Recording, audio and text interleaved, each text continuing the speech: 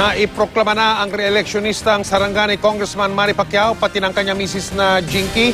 Si Jinky po ay ang magiging bagong vice-gobernador ng lalawigan ng Sarangani. Pero natalo yung isang kapatid ni Pacman na tumakbo rin. Nakatutok si Jennifer Solis ng GMA General Santos.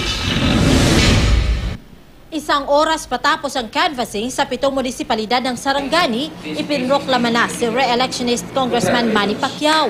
Unopposed si Pacman sa pagkakongresista sa nag-iisang distrito ng lalawigan.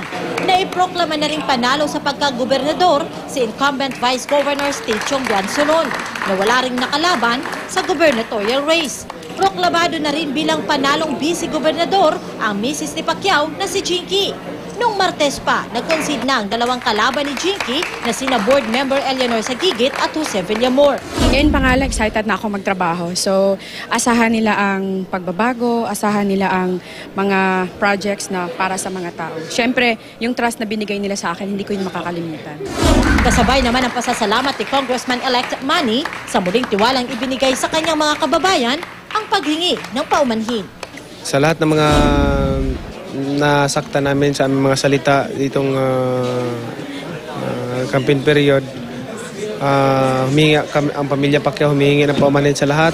Ngayong tapos na ang eleksyon, balik trabaho muna raw si Jinky bilang presidente ng kanilang mga kumpanya hanggat hindi pa siya nanunumpa bilang Sarangani Vice Governor.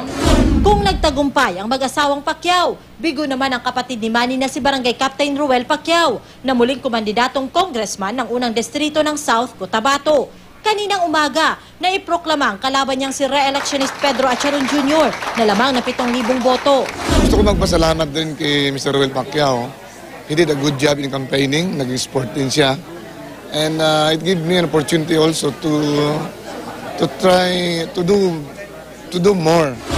Sinubukan ng GMA News una ng pahayag si Ruel Pacquiao, pero tumanggi siya. Sabi naman ng kanyang kuya Manny, desisyon ng taong bayan yan. Although close yung labanan nila, siyempre ang nanalo kailangan i-proclaim. Jennifer Solis, nakatutok, 24 oras.